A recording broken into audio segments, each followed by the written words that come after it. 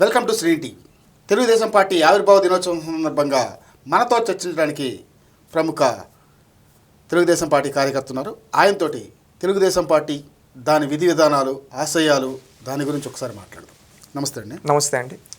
Sir, Telugu Desam party పెట్టి ఆవిర్భవించి ఈ రోజుకి 43 సంవత్సరాలు అవుతుంది.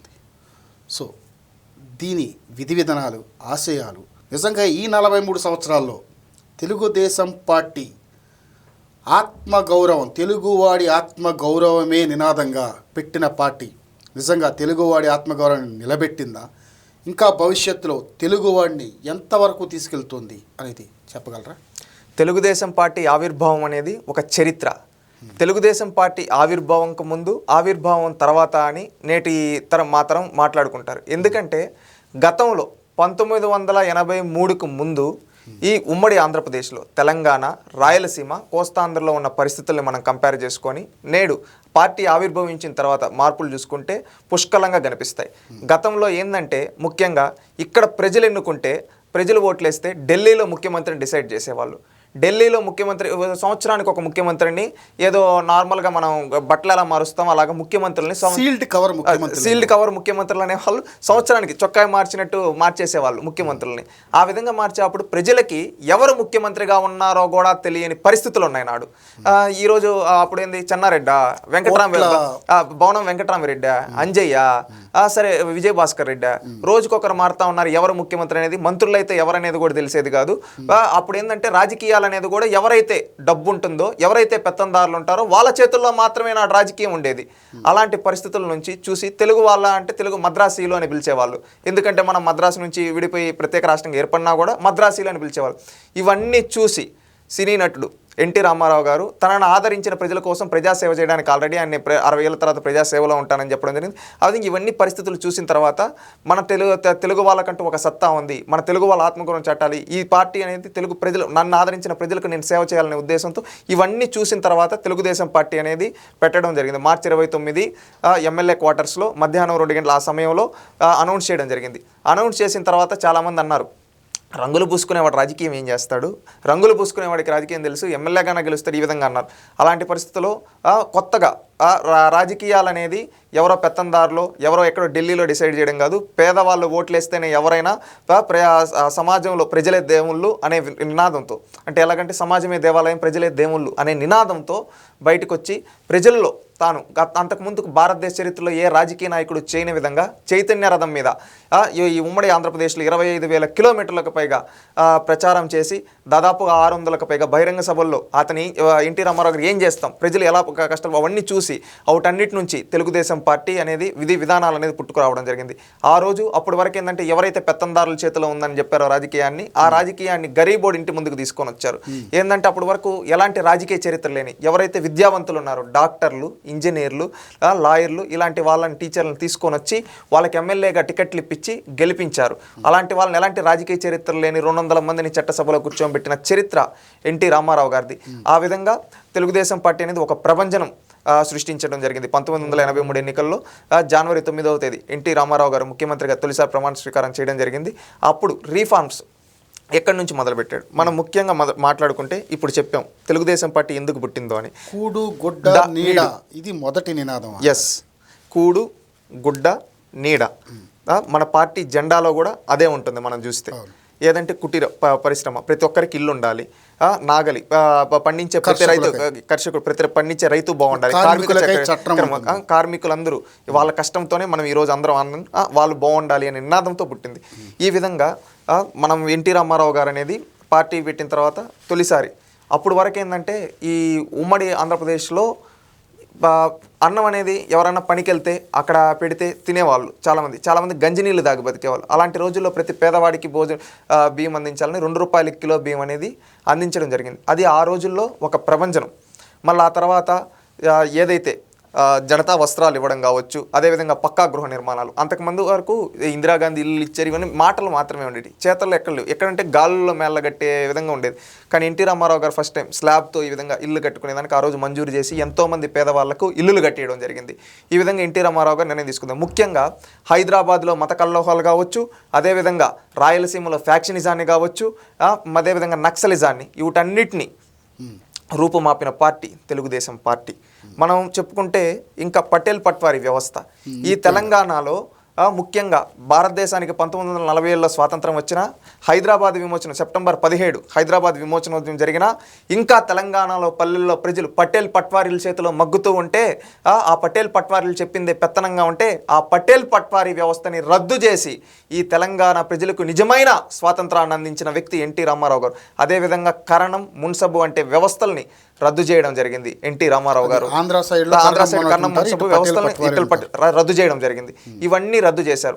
వీటితో పాటు మహిళలకు ఆస్తిలో సమాన హక్కు అనేది ఇవ్వడం జరిగింది. ఈ విధంగా ఇస్తూ అదేవిధంగా రాష్ట్ర రాజకీయాల్లోనే కాదు జాతీయ రాజకీయాల్లో కూడా తెలుగుదేశం పార్టీ అనేది ఒక ప్రపంచం సృష్టించడం జరిగింది. మనం ఎన్టీ రామారావు గారు 42 స్థానాలకు 30 ఎంపీ స్థానాలు గెలిచి, దీని గురించి మనం ఒక చిన్న విశ్లేషణ ఏంటంటే అండి, భారతదేశం మొత్తం మీద ఆనాడు కాంగ్రెస్ ప్రభంజనం వీసింది. ఇందిరాగాంధీ మరణం, 404 స్థానాలతో ఆనాడు కాంగ్రెస్ పార్టీ పార్లమెంట్లో అతిపెద్ద పార్టీగా, భారత ప్రజాస్వామ్యంలో 1952 నుంచి నేటి వరకు ఎన్నో ఎన్నికలు జరిగాయి. ఇప్పుడు వరకు రికార్డు మెజారిటీ 1984 రాజీవ్ గాంధీ గారు లీడ్ చేసిన గవర్నమెంట్. ఆనాడు ఇందిరాగాంధీ గారు చనిపోవడంతో దేశమంతా సానుభూతి పవనాలు వీచాయి. కానీ ఒక్క ఆంధ్రప్రదేశ్లో మాత్రం తెలుగుదేశం ప్రభంజనం వీసింది. ఆ రోజు పార్లమెంట్లో రెండో అతిపెద్ద పార్టీగా తెలుగుదేశం పార్టీ ఉంది. మనం గుర్తుపెట్టుకుంటే ఇంకొకటండి, ఆనాడు ఈనాడు దేశాన్ని ఏలుతున్న బీజేపీకి నాడు 2 స్థానాలుంటే, ఒకటి తెలుగుదేశం యొక్క కూటమిలో ఆ రోజు మన ఈనాటి తెలంగాణ, ఆనాడు ఉమ్మడి ఆంధ్రప్రదేశ్లో హనుమకొండ నుంచి జంగారెడ్డి గారు తెలుగుదేశం యొక్క మద్దతుతో నాడు పార్లమెంట్ సభ్యుడిగా ఉండడం జరిగింది. అంటే బీజేపీకి 2 స్థానాలు ఉంటే, ఒకటి తెలుగుదేశం మద్దతుతో ఆనాడు ఉండడం జరిగింది. That is the beauty of democracy అని చెప్పుకోవచ్చు. నాడు 2 స్థానాల నుంచి ఈరోజు వీళ్ళు ఇక్కడి వరకు రావడం జరిగింది. ఆ తర్వాత తెలుగుదేశం పార్టీ అనేది రెండో అతిపెద్ద పార్టీగా జాతీయ ప్రయోజనాల కోసం పనిచేయడం జరిగింది. నాడు అన్ని 2004 కూడా ప్రతిపక్ష హోదా కలిగిన పార్టీ. 1989లో ఎన్టీ రామారావు గారు నేషనల్ ఫ్రంట్ పెట్టి జాతీయ రాజకీయాల్లో నేషనల్ ఫ్రంట్ కన్వీనర్గా ఉండి వీపీ సింగ్ గారిని ప్రదానం చేయడం కావచ్చు, అదేవిధంగా మండల కమిషన్కి కావచ్చు, బీసీలకి రిజర్వేషన్కి కావచ్చు, ఎస్సీ ఎస్టీలకి రిజర్వేషన్కి కావచ్చు ఆనాడు సిఫార్సు చేయడం జరిగింది. అదేవిధంగా 1996లో యునైటెడ్ ఫ్రంట్ స్థాపించి చంద్రబాబు నాయుడు గారు కన్వీనర్గా ఉండి హెచ్డి దేవేగౌడ, ఐకే గుజరాల్ గారిని చేయడం జరిగింది. నేను ఒక జాతీయ రాజకీయాల గురించి దీంట్లో మనం చూసుకుంటే 1998లో ఎన్డీఏలో తెలుగుదేశం పార్టీ ఉన్న, ఆనాడు తమిళనాడులో ఎవరైతే జయలలిత గారు ఉన్నారో ఆమె విత్డ్రా చేసుకుంటే ప్రభుత్వం కూలిపోయింది. నాడు మళ్ళీ 1999లో ఎలక్షన్స్ రావడం జరిగింది. ఎలక్షన్స్ వచ్చినప్పుడు ఎన్డీఏ కన్వీనర్గా చంద్రబాబు నాయుడు గారు ఉండి, ఆనాడు ఎన్డీఏలో సెకండ్ లార్జెస్ట్ పార్టీగా తెలుగుదేశం పార్టీ ఉంది. ఆ రోజు మంత్రి పదవులు వస్తే తెలుగుదేశం పార్టీని తీసుకోండి అంటే అటల్ బిహారీ వాజ్పేయి గారు, చంద్రబాబు నాయుడు గారు మంత్రి పదవులే తీసుకోలేదు, మేము అన్కండిషనల్గా మీకు మద్దతు ఇస్తామని చెప్పడం జరిగింది. రాష్ట్ర ప్రయోజనాల కోసం, దేశ ప్రయోజనాల కోసం పనిచేయడం జరిగింది. ఆ రోజు ఎన్నో మార్పులు ఈ తెలుగు రాష్ట్రాలు, దేశంలో మనం చూసాం. మనం ఇంకొకటి గొప్పగా చెప్పుకోవాల్సింది ఏంటంటే అండి, బీజేపీ అప్పటి వరకు ఒక్కసారి కూడా 5 ఏళ్ళు గవర్నమెంట్ రన్ చేయలేదు. ఈవెన్ 1996లో 16 రోజులకి అటల్ బిహారీ వాజ్పేయి గారు అవిశ్వాసం పెట్టి 1999లో 13 నెలలకే ప్రభుత్వం కూలిపోవడం. కానీ ఫస్ట్ టైం 5 ఏళ్ళు నిలబడిందంటే అది ఆనాడు తెలుగుదేశం యొక్క మద్దతుతో బీజేపీ 5 ఏళ్ళు. ఆ రోజు తెలుగుదేశం పార్టీ ఎలాంటి మంత్రి పదవులు తీసుకోలేదు. అది తెలుగుదేశం పార్టీ యొక్క గొప్పతనం. ఏనాడు కానీ పదవులు చూసుకోలేదు తెలుగుదేశం పార్టీ. జాతీయ ప్రయోజనాలు, రాష్ట్ర ప్రయోజనాలే ముఖ్యంగా తెలుగుదేశం పార్టీ పనిచేయడం జరిగింది. దేశ రాజకీయాల్లో ఇలాంటి కీలకమైన పాత్ర అనేది తెలుగుదేశం పార్టీ చంద్రబాబు నాయుడు గారు, ఎన్టీ రామారావు గారు పోషించడం జరిగింది. ఈ దేశ ప్రయోజనాల కోసం తెలుగుదేశం పార్టీ తన వంతు బాధ్యత అనేది నిర్వర్తించడం జరిగింది. టెలికాం రెవల్యూషన్ కావచ్చు, అదేవిధంగా క్వార్టర్లేటర్ రోడ్స్, నేషనల్ హైవేస్, వీటన్నిటికీ ఆ రోజు అటల్ బిహారీ వాజ్పేయి గారి హయాంలో చంద్రబాబు నాయుడు గారు, అటల్జీ వీళ్ళిద్దరూ యొక్క విజన్తో దేశం ఆనాడు ముందుకెళ్ళడం జరిగిందని నేను భావిస్తూ ఉన్నాను.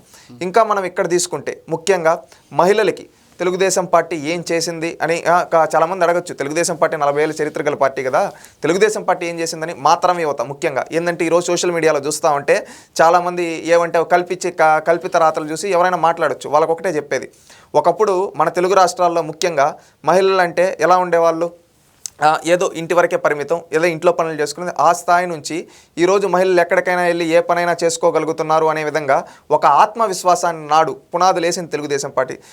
మా ఈ ఆంధ్రప్రదేశ్ రాష్ట్రంలో తొలి మహిళా విశ్వవిద్యాలయం తెలుగుదేశం పార్టీ పద్మావతి మహిళా విశ్వవిద్యాలయం ఎన్టీ రామారావు గారు ఆనాడు స్థాపించడం జరిగింది.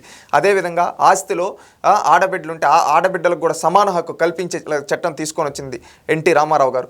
అదేవిధంగా ఆ తర్వాత వచ్చిన చంద్రబాబు నాయుడు గారు ఉద్యోగాల్లో కావచ్చు, కాలేజీల్లో కావచ్చు రిజర్వేషన్లు కల్పించడం చేశారు. అదేవిధంగా చంద్రబాబు నాయుడు గారు ఆయన ఎప్పుడూ ఒక మాట చెప్తూ ఉంటారు, నాకు ఆడబిడ్డలు లేకపోవచ్చు, ఈ తెలుగింటి ప్రతి ఆడబిడ్డ నా ఆడబిడ్డ లాంటి వాళ్ళు అని చెప్పి. మనం చూస్తే ఒకప్పుడు 1996, 97 ఆ రోజుల్లో ఏంటంటే 7వ తరగతి 8వ తరగతి ఆ ఊర్ల వరకు ఉండేది, మళ్ళీ హై స్కూల్కి పంపించాలంటే పక్క ఊర్లకి ఎందుకు లేరా పంపించడం అని చెప్పి సరే ఆపిచ్చేది. అలాంటి రోజుల్లో చదివేయండి, మీ పిల్లలకి నేను సైకిల్ ఇస్తాను, ఆ రోజు బడికి వస్తాను సైకిల్ ఇప్పించి ఎంతోమందిని చదివించాడు. ఆ తర్వాత వాళ్ళకి రిజర్వేషన్లు కూడా ఆడబిడ్డకి ఈ విధంగా సీట్లలో వస్తుంది చదివిపియండి అని చెప్పి ప్రోత్సహించి చదివిపించాడు ఆ రోజు ఆడబిడ్డల్ని ప్రతి ఒక్కరిని. అదేవిధంగా ఐటీ అనేది ఒకటి వస్తూ ఉంది, దాన్ని తీసుకొని వచ్చి దాని ద్వారా మీరందరూ లాభం పొందాలి అని చెప్పి చెప్పడం జరిగింది. అదేవిధంగా కండక్టర్లుగా మహిళలకు అవకాశం కల్పించి కూడా నాటి చంద్రబాబు నాయుడు గారి ప్రభుత్వం. ఇదే కాకుండా డ్వాక్రా సంఘాలని ప్రోత్సహించి మహిళలకి నేను ఇస్తాను, వాళ్ళు కూడా వ్యాపారాలు చేయగలుగుతారు అని చెప్పి వాళ్ళని నమ్మి డ్వాక్రా సంఘాలకు ఇంట్రడ్యూస్ వాళ్ళని చైతన్యవంతులను చేశారు.